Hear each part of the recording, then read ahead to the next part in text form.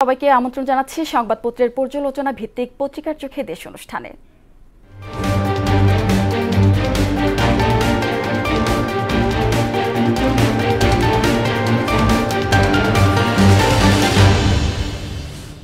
দর্শক, অনুষ্ঠানের আজকের অতিথি মোহনা টেলিভিশনের যুগ্ম বার্তা সম্পাদক নাসির উদ্দিন।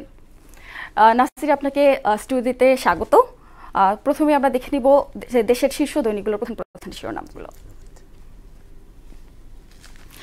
প্রথম আলো আজকে শিরোনাম করেছে, পরিকল্পিত অস্থিরতা সৃষ্টির চেষ্টা চলছে। সংবাদপত্র অফিসে ভাঙচুর, পত্রিকা বন্ধে চাপ সহ্য করা হবে না। তথ্য উপদেষ্টা নাহিদ ইসলাম। কলেজে হামলা, ভাঙচুর, সংঘর্ষ। দৈনিক ইত্তেফাক। চলমান প্রকল্পগুলো দুর্নীতিমুক্তভাবে দ্রুত বাস্তবায়ন করতে হবে। সংস্কার ও নির্বাচন নিয়ে জনমনে বিভ্রান্তির অপচেষ্টা চলছে। তারেক রহমান। গুমেরও বিচার হবে আন্তর্জাতিক অপরাধ ট্রাইব্যুনাল। আইনের সংশোধনী অধ্যাদেশ জারি। সমকাল। আন্দোলন সংঘাতে ত্যক্ত বিরক্ত সবাই। ঘোষণা দিয়ে নৈরাজ্য ঠেকানো যাচ্ছে না তবুও। রক্তারক্তিতে জড়ালো 3 কলেজের শিক্ষার্থীরা। বাংলাদেশ প্রতিদিন। চলছে চতুর্থমুখী ষড়যন্ত্র। ঘোষণা দিয়ে বেপরোয়া তাণ্ডব। দুদক গঠনের শতাধিক নাম সার্চ কমিটিতে। যুগান্তর। রাজধানী যেন এখন দাবির শহর। ব্যাটারি চালিত রিকশা আপাতত চলবে। হাইকোর্টের আদেশে 1 মাসের স্থিতাবস্থা। জাতীয় ছাত্র সংহতি সপ্তাহ ঘোষণা। বৈষম্য বিরোধী ছাত্র আন্দোলনের আওয়ামী লীগের বিরুদ্ধে জিরো টলারেন্স। বণিক বার্তা। সরকারি গুদামে প্রায় 8 লাখ টনে নেমে এসেছে চালের মজুদ। হিলিতে বেড়েছে আলুর দাম। রফতানি স্লট বুকিং বন্ধ রেখেছে Paschimbanga. The daily star. Mindless Mayhem. Students to launch a party by next Feb. Press freedom faces serious attack. Noab. এতক্ষণ আমরা দেখছিলাম শিরোনামগুলো।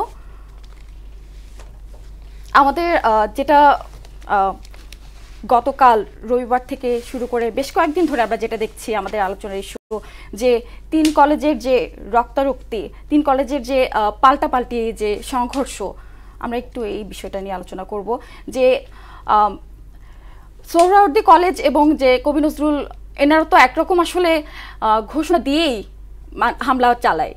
তো একরকম ঘোষণা দেওয়ার পর যে হামলাটা চালায়, এখানে কি আসলে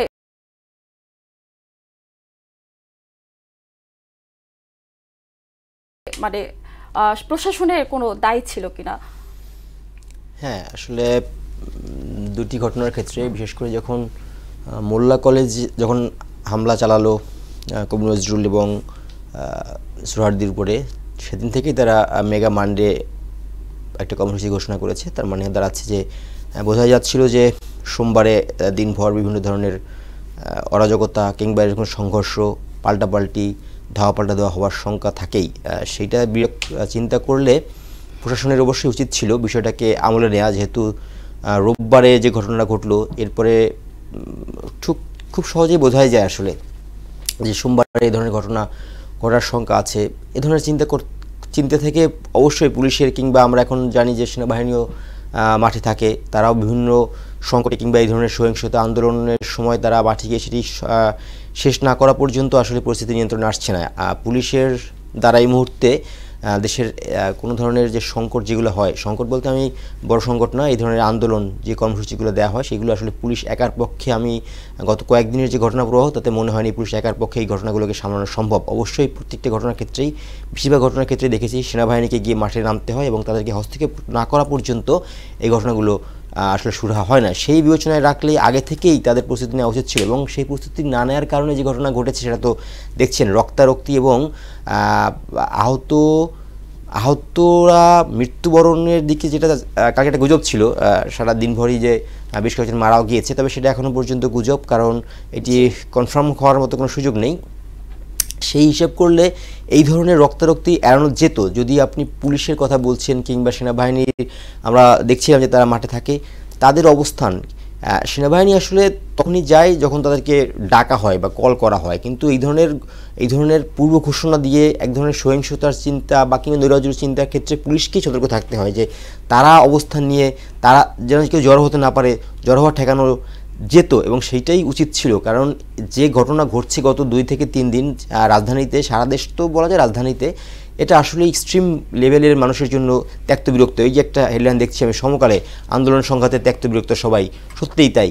কারণ রিক্সা চালকদের আমরা দেখেছি আন্দোলন, তখন রাস্তাঘাট বন্ধ হয়ে যাওয়া, যাত্রাবাড়ির এই ঘটনায় যদিও সেটা একটি কলেজ কেন্দ্রে, কিন্তু তারপরেও তো সেই এলাকায় ঘিরে এক ধরনের প্রতিবন্ধকতার সৃষ্টি হয়। সেই প্রতিবন্ধকতার কারণে পুরো রাজধানী শহরবাসী তো অবশ্যই এর সাথে কোনো না কোনোভাবে মানুষের জীবন জীবিকা, চলার পথ, অফিস আদালত সব কিছুই বিঘ্নিত হচ্ছে। এটা খুবই মানুষের জন্য এক ধরনের ত্যক্ত বিরক্ত কিংবা অ্যালার্মিং সিচুয়েশন। তারা তো আসলে মানে যেরকম ঘোষণা দিয়ে আসলে পাল্টা হামলাটা চালাতো, মানে চালাবে, এটা তো আসলে সবাই জানতো। তো এটা জানার পরও সেখানে প্রত্যক্ষদর্শীরা যেটা জানিয়েছে যে সেখানে পুলিশ মানে আইনশৃঙ্খলা রক্ষাকারী বাহিনী তারা এমন কোনো পদক্ষেপই নেয়নি যে তাদের দমানো চায় শিক্ষার্থীদের। সেটা দেখছি আমরা আসলে আইনশৃঙ্খলা বাহিনীর জন্য এক ধরনের সিচুয়েশন। এটা আমার কাছে কি মনে হয়, দেখুন আইনশৃঙ্খলা বাহিনীও এক ধরনের নির্দেশের ভিত্তিতে চলে। আসলে আইনশৃঙ্খলা বাহিনীকে একটা পরিস্থিতি মোকাবেলার জন্য দুটি ওয়ে আছে, আসলে ধৈর্য ধরা একটা ওয়ে কিংবা দ্রুত অ্যাকশনে যাওয়া একটা ওয়ে। সরকার যেটা বলছে যে যদি পুলিশ দ্রুত অ্যাকশনে যেত তাহলে রক্তারক্তি আরও বাড়তো, সেটাও এক ধরনের সিচুয়েশন। কারণ যে ধরনের আন্দোলনের প্রেক্ষাপটে আজকে অন্তর্বর্তী সরকার, সেই অন্তর্বর্তী সরকার যে কোনো আন্দোলন দমনের ক্ষেত্রে যদি খুব বেশি এগ্রেসিভ হয়, সেক্ষেত্রে পুলিশকে তো এক ধরনের নির্দেশনা থাকে সরকারের পক্ষ থেকে যে আমরা চাই আন্দোলনটা দ্রুত সময়ের ভিতরে শেষ হয়ে যাক, আন্দোলনকে এইভাবে নিয়ন্ত্রণ করতে হবে। পুলিশ কী ধরনের নির্দেশনা পাচ্ছে, পুলিশ সেটা কীভাবে বাস্তবায়ন করছে, পুলিশেরও এক ধরনের ট্রমা আছে। আপনি জানেন যে আন্দোলনের সময়, বৈষম্য বিরোধী ছাত্র আন্দোলনের সময়, 5 আগস্ট, জুলাই আগস্টের সময় যে আন্দোলনের সময় পুলিশের যে ভূমিকা, সেটা প্রশ্নবিদ্ধ ভূমিকা, সেই ঘটনার পরে পুলিশ এখন ট্রমার ভিতরে আছে। তারা কি করবে, what to do, what not to do, এটা আসলে বুঝতে গিয়েও তাদের হয়তো সময় লাগছে। এইসব কারণে হয়তো এই ধরনের আন্দোলন মোকাবেলা করে কিন্তু পুলিশ আগে থেকে অনেক অভ্যস্ত, কিন্তু এই মুহূর্তে এসে পুলিশ কিছুটা নীরব ভূমিকায় পালন করছে এবং সেনাবাহিনী ছাড়া বড় ধরনের মুভমেন্টও যাচ্ছে না। এটা অবশ্যই পুলিশের ক্ষেত্রে হয়তো কমিউনিকেশন, সরকার টু পুলিশ কমিউনিকেশনের সমস্যা হতে পারে। আপনাকে অসংখ্য ধন্যবাদ এতক্ষণ স্টুডিওতে সময় দেওয়ার জন্য।